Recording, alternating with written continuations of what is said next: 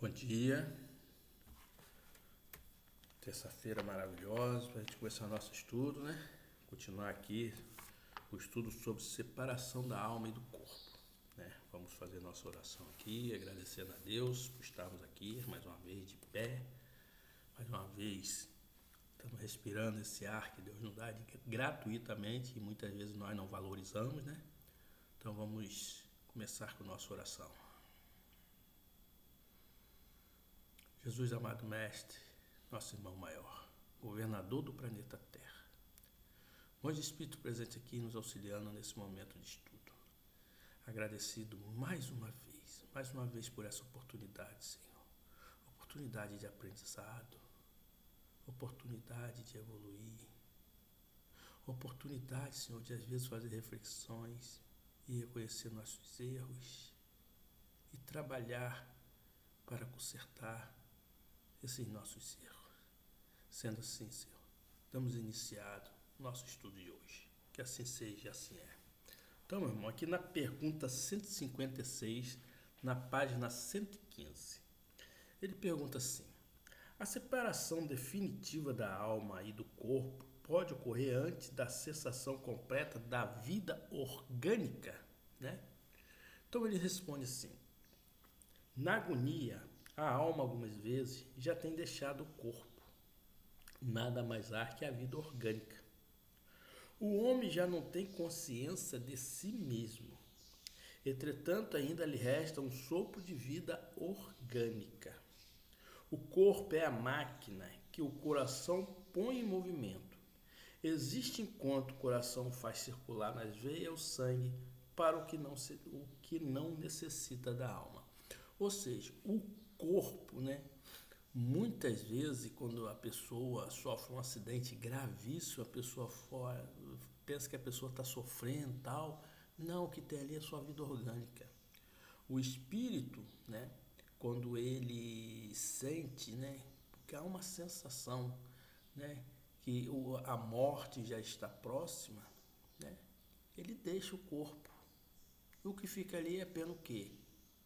A força orgânica, a vida orgânica, né? O coração vai estar batendo ainda, o cérebro identificando, mas como ele sabe que já acabou já a vitalidade daquele corpo, aquele corpo já está de partida, né? Então ele sai do corpo e abandona. Muitas vezes acontece que o espírito ainda fica arraigado ao corpo, né? É quando ele é muito preso à matéria. Mas quando é um espírito já evoluído, elevado, esse espírito, quando, por exemplo, se você for jogar uma pessoa, né, for assassinar uma pessoa, jogar ela do 10º andar, quando joga, aquele espírito já saiu dali. O corpo, quando bate no chão, só tem vida orgânica, porque o espírito mesmo já se desligou, já saiu dali. Ele não vai mais ter a sensação. Aqueles espíritos que têm a sensação que está caindo de um prédio ou tomou um tiro, são espíritos ainda que não compreendem o espiritismo, nunca estudaram o espiritismo, né? Nunca fizeram algum estudo sobre vida após morte. Então esses espíritos ainda ficam presos. Agora, acontece que quando a vida orgânica ainda tem, não quer dizer que necessariamente tem que ter um espírito ali. Independe.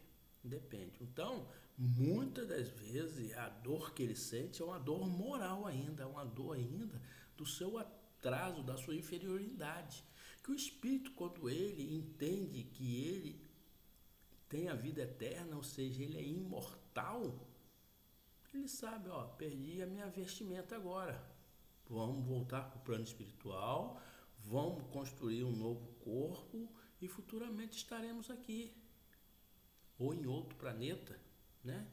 Então, independe, tá? Então, muitas vezes não há sofrimento ali não. Ali o que tem ali é só a vida orgânica mesmo. Ok? Vamos aqui para 157. No momento da morte, a alma sente alguma vez qualquer aspiração ou êxtase que lhe faça entrever o mundo onde vai de novo entrar? Ele responde assim: Muitas vezes a alma sente que se desfazem os laços que o prendem ao corpo. Emprega então todos os esforços para desfazê-los inteiramente, já em parte desprendida da matéria. Vê o futuro desdobrar-se diante de si e goza por antecipação do estado de espírito. Então, aqueles espíritos que já estão aqui no planeta Terra com uma evolução, com entendimento do que é a vida espiritual, né? Muitas vezes quando ele está no estado de coma ou no estado já de se desfazer a sua vida aqui no planeta Terra, do seu corpo, a vida orgânica se desfazer, acabar, muitas vezes eles são levados já para conhecer a sua entrada na vida espiritual. Muitas vezes ele vê já os seus parentes mais próximos, mais aproximados, aqueles que ele ama, né? Que ele sente falta, vindo resgatá-lo, conversar com ele, explicar que já está próximo à sua volta ao plano espiritual, que isso tudo ocorre. Mesmo aquelas pessoas que não acreditam, isso tudo ocorre. Quando você está prestes a voltar ao plano espiritual, quando você é um espírito evoluído ou não, muitas vezes já vem já a notícia. Olha, nós estamos te esperando, né? Nós estamos aqui. É onde muitos até falam, não quero ir, não quero, porque é preso aqui, né, no corpo, né? Outros já querem, vamos logo. Muitas vezes quando a pessoa faz o desdobramento, né? Muitos desses nossos irmãos, eles não querem voltar para o corpo, mas tem que voltar, porque ainda há vida orgânica e ainda há vida espiritual ainda. E tem muito fluido ainda, é vital dentro do corpo, e ele tem um planejamento de uma certa etapa de vida aqui, né? Mas quando a morte mesmo chega, esses espíritos já são avisados já são avisados, eles já sentem já a sua partida, né? Na 158 ele pergunta assim: o exemplo da largata que primeiro anda de rastro pela terra, depois se enterra na sua crisálida, em estado da morte aparente, para enfim renascer como uma existência brilhante, pode dar-nos ideia da vida terrestre do túmulo e finalmente da nossa nova existência? Aí ele responde assim: uma ideia acanhada, a imagem é boa, todavia cumpre não seja tomada ao pé da letra, como frequentemente vos sucede, né? Por que ele falou isso aqui? Né? Porque a largata ela engatinha, depois ela chega um certo tempo, ela entra para sua crisálida, né? Para o seu casulo, e depois ela se transforma em uma borboleta, né? Uma borboleta. Mas tudo aqui no campo corporal. Então é uma comparação que ele fez, mas a gente não vai estar aqui no planeta Terra, depois entrar em coma, né? Ou entrar na sua morte orgânica, para os espíritos desprender seus laços e depois aparecer lá do outro lado, né? Mas a borboleta é linda, a borboleta tá um novo ser, né? Não, nós vamos ser o que nós praticamos aqui, né? Porque nós não vamos acordar lá bonitinho, não. Nós vamos acordar bem lá aquele que praticaram bem aqui, aquele que ajudar o próximo, aquele que se libertar dos seus vícios, das suas paixões, né? Isso que ele quis dizer, porque a borboleta de ver como que uma coisa linda, maravilhosa. Quem é que não quer de ser uma largata para virar uma borboleta, né?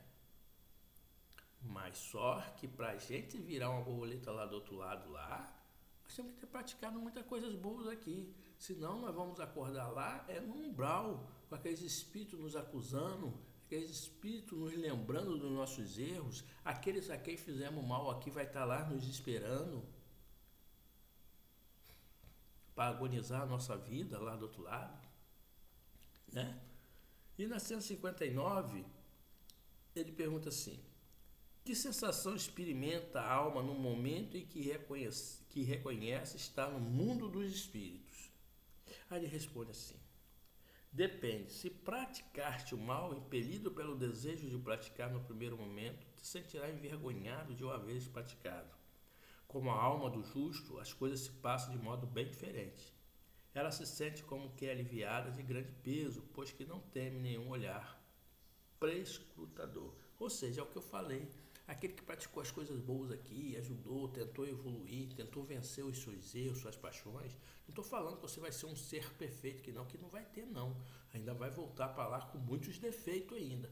Mas aquele que pelo menos procurou melhorar, aquele que realmente de coração vai acordar lá do outro lado, recebido pelos bons espíritos, e a sua evolução vai ser tranquila. Agora aquele que só praticou o mal aqui, só prejudicou as pessoas, esse vai chegar lá do outro lado, é como eu falei, num umbral, numa zona umbralina, com aqueles espíritos te perseguindo, você vai estar cabisbaixo porque você fez mal a uma pessoa e você vai estar cara a cara lá com ela lá do outro lado.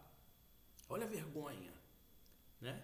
Assim como também aquele espírito que você não fez mal a ele, quando você chega lá do outro lado, ele te vê, ele se esconde de vergonha. Ele se sente mal, porque ele te prejudicou, né? Então, na 160, pergunta assim: o espírito se encontra imediatamente com os que conheceu na terra e que morreram antes deles? Aí ele responde: sim, conforme a feição que ele votava, e é que ele lhe consagrava. Muitas vezes aqueles seus conhecidos o vêm receber a entrada do mundo dos espíritos e o ajuda a desligar-se das faixas da matéria.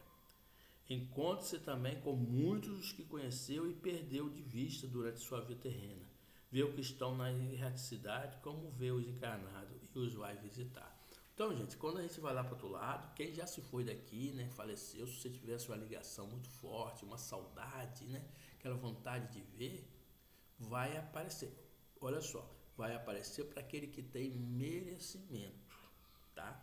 Porque muitas vezes, né, as pessoas evoluem, os espíritos, né, quando vão lá para o outro lado, né, exemplo, se uma pessoa me tratou muito bem, foi maravilhosa, teve sua vida perfeita, né, ela foi embora, eu fui um espírito ruim, só pratiquei o mal, só fiz mal àquela pessoa, ela vai estar numa sintonia que eu não vou poder estar, então eu não vou poder vê-la.